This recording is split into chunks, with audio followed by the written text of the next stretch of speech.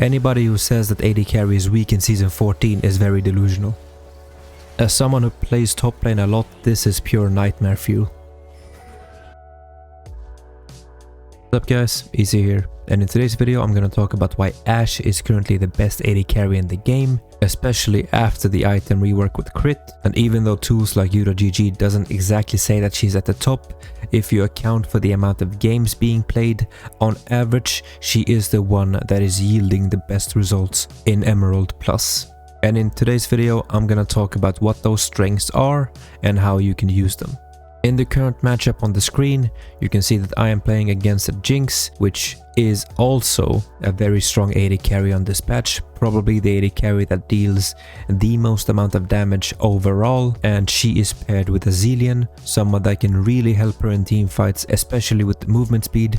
And on my side I have Rakan. The early game advantage is in our favor, but the mid and late game advantage, especially if she gets any kind of lead, should be in her advantage. The rest of the map is pretty 50-50. Nobody should really die, nobody should really get an advantage, and this game is going to be played around bot side if the junglers are smart. So in lane, all you're really doing is trying to poke with your W, land an auto when you can, and contest the enemy minions when the AD carry wants to auto attack them. It's fine to trade a bit of HP, but just be on the lookout for when the enemy support or AD carry miss something, or when your support finds something. In this case, Zilean misses the bomb, and the Jinx misses her chompers and her W, so it's a free engage for us. I get exhausted and slowed by the Zilean, and the Jinx gets away, but we are able to get the kill on the Zilean at the very least. It's unfortunate that Rakan dies in the trade, but at the very least it's all sums gone from the enemy bot lane. After we get some items, some attack speed and AD, we are able to really put the pressure on the lane, and with W poke and Q rundowns we are able to get them extremely low, and now they're basically 1 HP under turret. The Nocturne has his ultimate, but he is going to defend mid lane instead. The Veigar sees that both of them are very low under turret, and he's gonna TP in behind them, and we are going to look to secure 2 kills. You don't have to over push it here just because a dive is coming. Just make sure that the minion wave crashes in and that you correctly take turret aggro so that nobody dies in the process. I don't have the damage to kill them both, the Veigar do, and I'm going to take 2 tower shots and then step out to juggle the aggro. Perfect tower dive. And without any sums, the Jinx is walking up to hit the turret, something that is illegal. She cannot do that. And after I land 1 auto and I press my Q, it's very easy for me to run her down because she has no answer. I'm 300 gold from my power spike with my Blade of the Ruined King. Even though Kraken Slayer and Triforce are the 2 items that Ashe runs, because of the fact that they had a Zilean and a Set and Udyr, I thought the extra lifesteal, attack speed and movement speed from the Blade of the Ruined King would yield better results. Now I see Syndra here in the mid lane, and I know that Set and Udyr was top, so I felt pretty secure pushing this wave in. But as you can see, when the Jinx comes back into the lane in any second, there is a TP behind me that I don't see, and I'm basically going to lose my life here. Overextension on my part, but I thought I had more information that I actually did. As I come back to the lane, I managed to secure a solo first tower for myself, which is a huge gold swing, and now I don't have any reason to be bot lane anymore, especially with Udyr and Zilean off the map. So I'm gonna head into mid lane, and I'm gonna see if I can land a cross map ultimate on the Syndra, but it doesn't look like it's going to be the case. Walk up here, land a W slow on the Zilean, and I accidentally bait up my Veigar to walk a bit too far, but they trade kills. And now I have full control of the mid lane. We just took some extra steps in that process. Land a W on the Zilean, and Nocturne is going to ult in, but all he's going to get is the trade with the Zilean ultimate. But it should allow us to get the mid turret.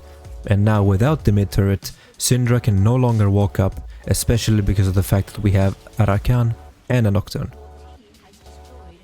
Jinx does the same mistake again. She walks up to hit the tower despite being very weak. She managed to get the tower, but I am going to get her flash. Had she not flashed there, she would have died and given me yet another kill. We're going to catch the Syndra here in her rotation and get another easy kill that could lead us to another objective. And here is where you're going to notice the power of Ashe. And even though the set is pretty fed and he is pretty tanky, because of the fact that we can kite him forever, there is not really anything he can do to us, and this is the best showcase of that. Anybody who says that AD carry is weak in Season 14 is very delusional. As someone who plays top lane a lot, this is pure nightmare fuel. Being kited by an AD carry despite you being able to one-shot that AD carry. We're gonna use that to secure another dragon and another kill as we land our poke and slow on the Syndra. And now we're basically at the stage of the game where we need to control the Baron. We are stronger across all 3 lanes and we just need to find a pick, as I'm trying to do here with my mid arrow. A team fight breaks out in the mid lane, and I wish I had a ward in this bush here in the river, because if I did I would be able to kite a bit better, but I actually step a bit too far forward. Set catches me, but because of the fact that I'm Ashe and I can kite basically forever, there is no way that the enemy team can do something with that Set ultimate. And now we're about to see something extremely criminal, especially for me who's played jungle for a long time. The enemy team are all positioned on the Baron and the enemy AD carry is in the bot lane. And not only does our jungler ultimate towards the bot lane, which gives the enemy team a free engage on the Baron, but our top laner also TPs there.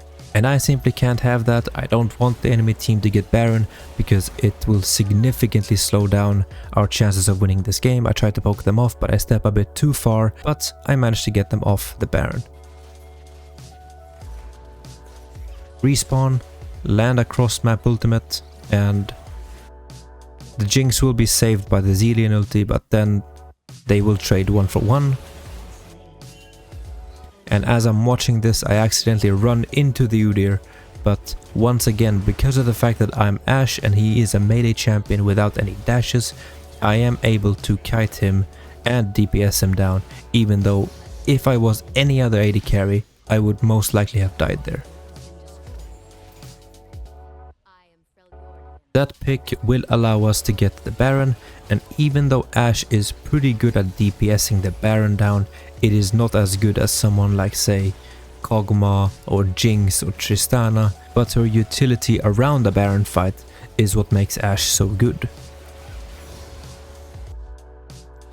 Dragon is coming up, and as standard procedure, you push the mid wave and you try to get control of the river and ward the area. So this crab right here is my main focus. Even though my Veigar is starting a fight, all I can think of is securing this crab because it could save our lives in a dragon fight.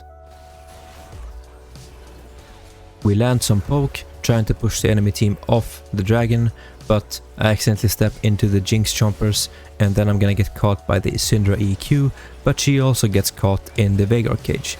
And now it's basically a fiesta opening up. I'm half HP, so I'm gonna hit the only thing that I can hit, which is the blue buff here, and I'm gonna regain some lifesteal. Set walks up and he is going to die, and that opens up the rest of the fight for us.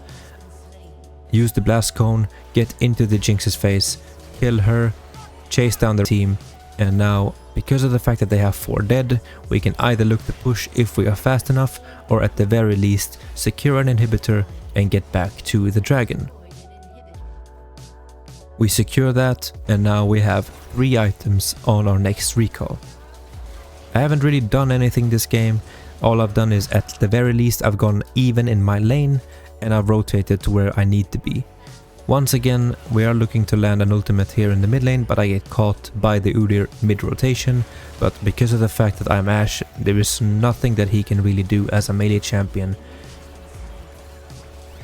Ignore the set because the Jinx is walking up and we can get a W off on her and basically run down the rest of the team.